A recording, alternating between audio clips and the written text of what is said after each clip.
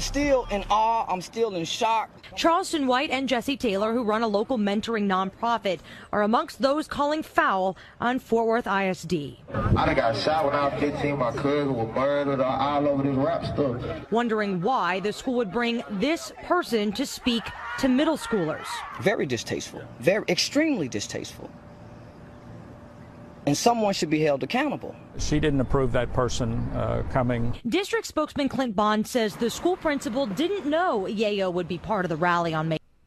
All right, guys, so we got to talk about Charleston White, who had a viral moment on Cam Newton's podcast when he exposed the hypocrisy of the black community, especially when it comes to people that criticize his tone and how he talks about the issues in the black community. And again, it's a pretty fascinating moment that is going viral for a reason. It's because Charleston White basically dropped a truth bomb, and everybody that heard it was like, oh yeah, like he's totally right about the things that he is saying. So without further ado, go ahead and roll the clip. See, this is the thing, Charleston. Like, I think everything that you're saying has some truth to it. It's just the delivery. There's no denying that you're standing for and by your people. Well, here's the thing. When you're addressing evil, you can't worry about the delivery. When you're looking at the conditions of our community, you can't worry about the evil when you got kids that kill kids and say we smoking on Tuka. See, they wasn't worried about the delivery when these kids in Chicago were talking about smoking on Tuka. Mm-hmm. They wasn't worried about the delivery. I ain't got no manners for no I'm gonna put my thumb in the delivery. I like girls kissing girls where I'm from, and that's on the radio. Girls on girls, that's promoting lesbianism to my daughter as we driving to school. This song they playing with Drake. Y'all worried about the delivery? These about killing each other. They really, that thug said, I shot at your mama. You don't mention me no more. He really shot that mama. And y'all worried about my delivery? Confessing to murders on songs, and y'all worried about my delivery?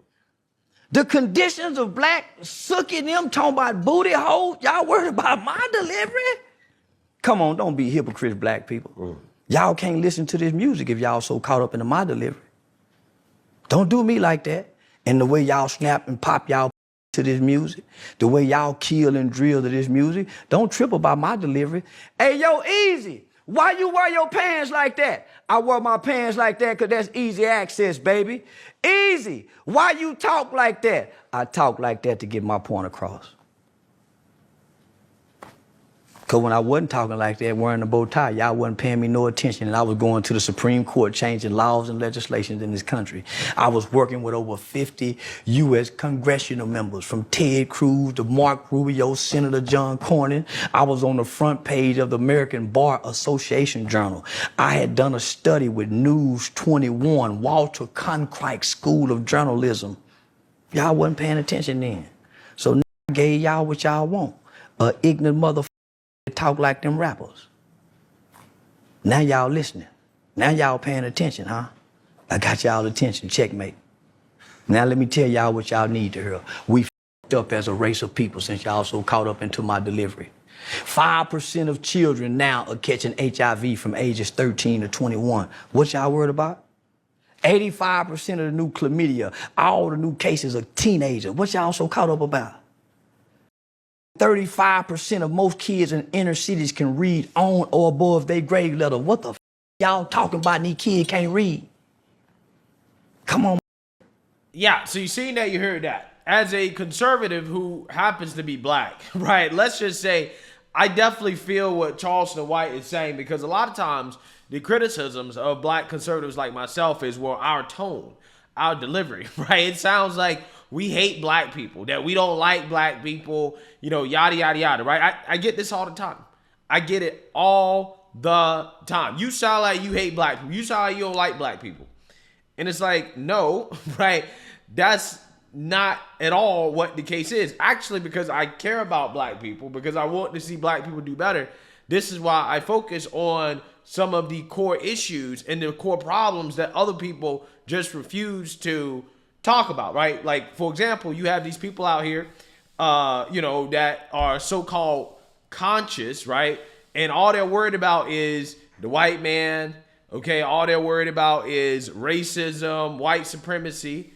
Okay, but none of these things have anything to do with the actual real issues in the black community and the problems that are in the black community, which is, you know, single motherhood, crime, lack of fathers in homes, culture, education, right? These are all things that I talk about on a daily basis because these are actually core issues in the black community, right? But again, I'm seen as a sellout, okay? But the guy that, you know, all he talks about all day is racism and a white man, oh, well, he's down for the team, right? Even though talking about racism and a white man doesn't have anything to do with the core issues. You know who's also never called a sellout, okay, or any type of racial slur, even though they hurt black people by the same people that always want to boohoo, whine, and cry and talk about racism and how bad the white man is for black people? These same people never call the black thug, right, or the black criminal, or the black person that commits an act of violence against another black person. They're never called sellouts. They're never called any type of racial slurs. They don't get nearly the same amount of hate and vitriol that black conservatives like myself and people like Charleston White as well too, who, you know, I'm not sure if I would say he's a black conservative. I'm not sure if he would call himself that, but he's definitely a black Trump supporter, right? People like, yeah, we get called stuff like that all the time, right? They want us to watch our tone, right? And to not talk about the real issues that are affecting the community. But yet they have nothing to say about the people, like actual black people in these communities that are destroying these communities and their tone. When they're out here talking about selling drugs, when they're out here talking about sex and degenerate behavior and engaging in robbing and stealing and killing and all types of stuff that, again, is detrimental to black people, okay? Not only is it just the tone, they're actually doing these things, right? They're actually doing these things, okay? So you're talking about not just words, okay, but you're talking about actions. And there's silence from these individuals that are concerned about people who call this stuff out. They're concerned about our tone, right? Your tone is you know, you don't sound like you like black people, right? Again, it blows my mind. You know, only thing I can do is just laugh because the hypocrisy is stunning. And I think that's kind of my perspective on what Charleston White is calling out, because this guy has done a lot of work in his own community, okay, and nobody gave a damn, right? Nobody gave a damn. There's so many videos online of Charleston White showing up to city council meetings and, you know, being on the news for, you know, doing this type of, you know, charity work or that charity work or whatever, right?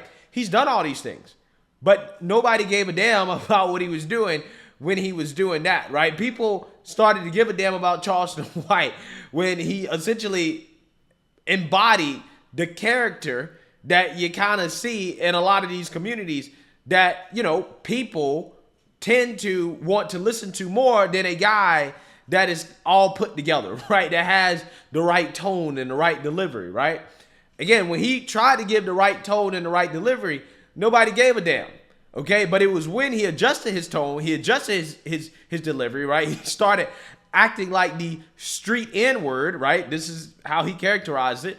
And then he basically delivered the tone in a way that, again, a street N-word can understand, they can get, they're going to pay attention to, they're going to listen to. That's when he blew up, right? That's when he blew up. So, again, it's almost as if, well, black folks only respond to this type of stuff, right? You don't respond when, again, you have a well-spoken, button-up black person that comes and says, hey, you know, we need to fix these problems or whatever. Nah, you don't listen to that person, okay? That person is, you know, he's acting white, right? But when it comes to Charleston White, and, you know, this tone that he takes, now people want to be concerned because they say, well, you're calling out the real issues, but your tone ain't right, right? Your tone ain't right. But again, if his tone was right, nobody would care. Nobody would care.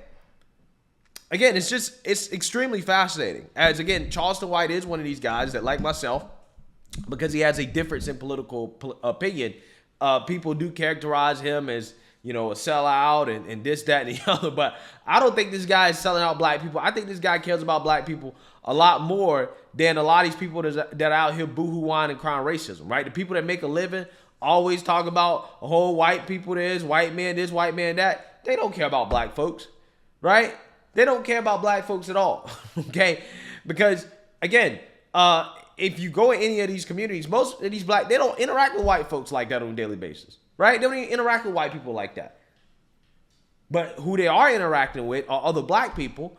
And in my opinion, statistically speaking, you're much more likely to have something done wrong to you, okay, or to be harmed or have some, act of violence or crime committed against you by another black person than a white person. But that's not where the focus is at, right? The focus is not on that. Again, when you started to talk about that, they'll say, oh, no, your tone ain't right, right? Your tone ain't right. You sound like you hate black people. But again, these are the real issues.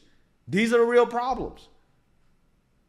So, I mean, in my opinion, I think that Charleston White is, speaking some truth here in regards to the hypocrisy of some of these people that are so concerned about his tone when discussing and calling out core issues in the black community. But again, these same people are silent about the tone of the individuals that are pushing these very destructive messages and culture in the community. That these are the people that are actually holding down the community, and there's not enough there's not enough backlash against that, right? There's not enough smoke against that, but there's a lot of smoke for so-called black conservatives and people like Charleston White who don't use the right tone. It's pretty fascinating. Let me know what you guys think. Make sure you like, comment, and subscribe. Most importantly, share a black conservative perspective. Peace.